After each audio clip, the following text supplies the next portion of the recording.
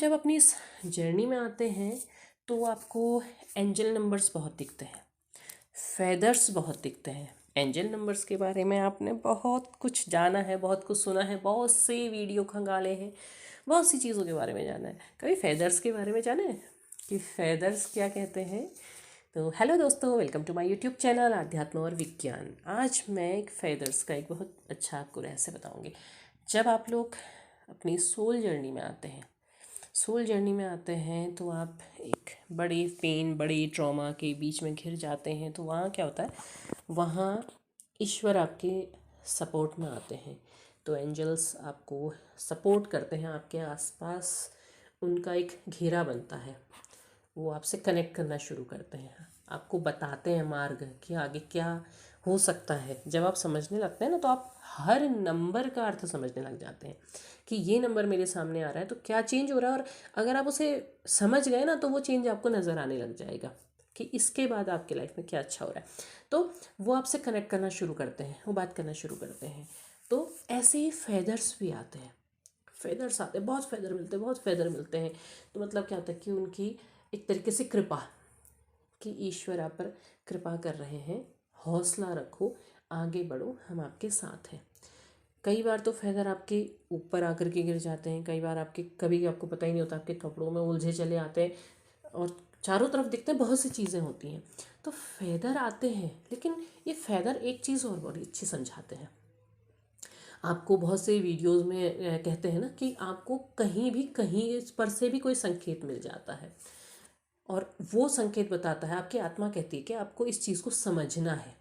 ये क्यों बता रहे हैं? तो फेदर भी कुछ इसी तरीके से होता है। फेदर को आपने देखा है, ऊपर से बहुत ऊंचाई से उड़ता हुआ आता है, धीरे धीरे हौले हौले हौले हौले हौले हौले उड़ के बड़ी आराम से धरती पे गिरता है। वो टूटता क्यों नहीं है? आप कहेंगे इतना हल्का होता है, हवा में उड़ जाता है, इसलिए नहीं टूटता है। तो वही, यही पॉइंट है कि आपको क्या समझना है। आत्मा का स्वरूप क्या होता है?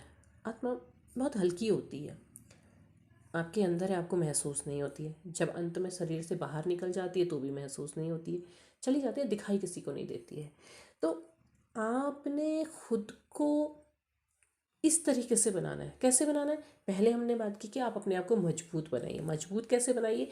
कि आपके जीवन में घटने वाली हर परिस्थिति का आप सामना कर सकें, आप उसके सामने डट के खड़े हो सकें और आप उससे बाहर निकलने की योग्यता रखें। आप टूटे नहीं, आपको टूटने से मना किया जा रहा है। अब आपके आत्मिक विकास की बात की जा रही है, क्योंकि जो बाहर जब आप मजबूत बना रहे, तो आप अपने आप को बाहर से बना रहे हैं, मतलब अंदर के साथ बाहर से भी बना रहे हैं कि आपने एक दायरे क्रिएट किए हैं और आप इतने मजबूत हैं कि कोई भी आपको ऐसे ही हर्ट नहीं कर सकता है। लेकिन आप क्या कर रहे हैं? आप सोल पर भी काम कर रहे हैं ना, आप अंदर से भी अपने आप को विकास कर रहे हैं। तो यहाँ बात आ रही है खुद को हल्का बनाने की। हल्का से मतलब है कि आप अपनी आत्मा से जुड़े हुए हर भार को रिलीज़ कर दीजिए।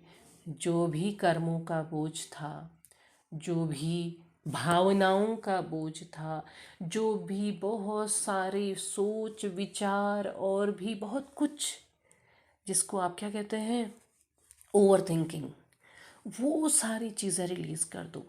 ऐसा कुछ अपने पास मत रखो जो आपको दबाव दे रहा है, जो आपके प्रगति के मार्ग पर बाधा है।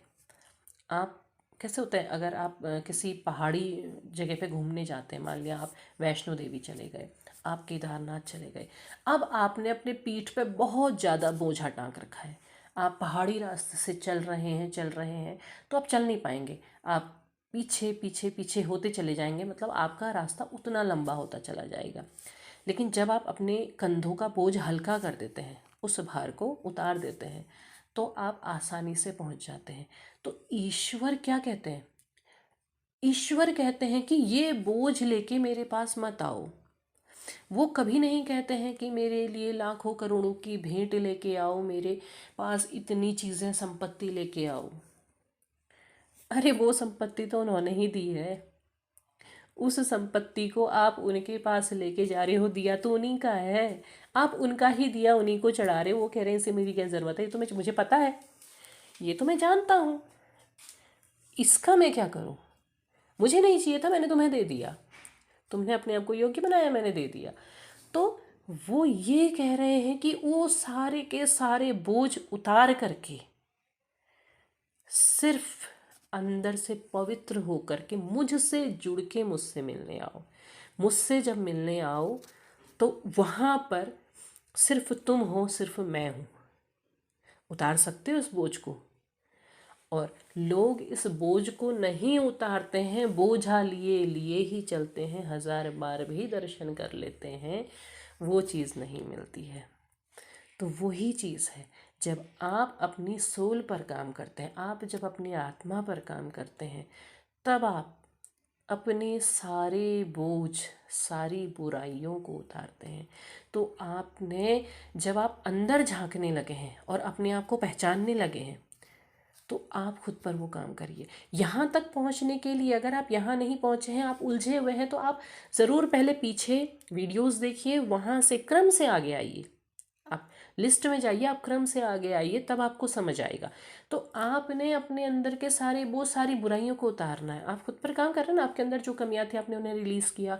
आप अपने शेडो पर काम किया, आपने उसे रिलीज़ किया। आपने अपने कार्मिक जो भी चीज़ें थी उसे रिलीज़ किया। आप हर चीज़ को रिलीज़ कर रहे हैं। आप अपने ऊपर बेवजह का बोझ नहीं कर रहे हैं, आप ओवर थिंकिंग नहीं कर रहे हैं। आपने इस यात्रा के दौरान बहुत सी कल्पनाएं की होंगी। कभी कभी आप कल्पना में सोचते होंगे कि हाँ, मैं और मेरी पार्टनर ऐसे रहे, ये वो सब कुछ रिलीज़ कर दिया, सब कुछ लेट गो कर दिया, मूव ऑन कर दिया, सब चीज़। अब आप क्या है, अब आपका लक्ष्य है कि हाँ, बस आप उनसे जुड़े, ईश्वर से जुड़े, जिन्होंने यहाँ तक लेकर के आए हैं उनसे जुड़े, बस उनका हाथ थामे रहे। तो आप अपने अंदर के सारे बोझ, सब कुछ रिलीज़ कर रहे हैं और तब आप वहाँ तक पहुँच रहे हैं। अब आप यहाँ तक कैसे पहुँच रहे हैं? वो पंख, आपने उस पंख की तरह खुद को हल्का बना दिया है, इतना हल्का कि कितनी भी ऊंचाई से गिरेगा टूटेगा नहीं। क्योंकि जब यहाँ तक पहुँच जाते हैं तो वो टूटता नहीं है। आपने अभी एक रिलीज़ मूवी ज़रूर देखी होगी जिसमें भक्त भगवान को अपनी आंखें चढ़ा देता है, बहुत पुरानी कथा है। और वो ऐसा भक्त था जो भगवान को कभी मानता ही नहीं था, और जब भक्ति की तो क्या हुआ, वो यहाँ तक पहुँच गया कि उसे लगा भगवान रो रहे हैं, उनके आंसू आ रहे हैं, उन्होंने अपनी आंखें निकाल के उन्हें दे दी। तो वो क्या थी, वो उस भक्त की परीक्षा थी, उस भक्त की परीक्षा थी, और उसकी वो ही परीक्षा होनी थी। आपकी भी हुई है, हर किसी के साथ एक जैसी परीक्षा नहीं होती है, हर किसी को एक जैसा नहीं करना होता है। आपकी भी परीक्षा हुई, आपने भी बहुत कुछ झेला, और आपकी आगे भी परीक्षा होगी। तो आगे की परीक्षाओं में आप तब पास होंगे जब आप वहाँ तक खुद को उन बोझों से मुक्त कर देंगे। तब आप टूटेंगे नहीं, तब वो आपको कितने भी ऊपर से फेंकेंगे, आप पंख की तरह लहराते हुए धरती पर उतर आएंगे, आप वहाँ तक पहुँच जाएंगे। तो खुद पर काम करते रहिए, ईश्वर से जुड़े रहिए, डिवाइन को हर रोज़ धन्यवाद कीजिए। आपको आपकी यात्रा का सही मार्ग, सही सफलता मिलती ही रहेगी। तब तक के लिए धन्यवाद।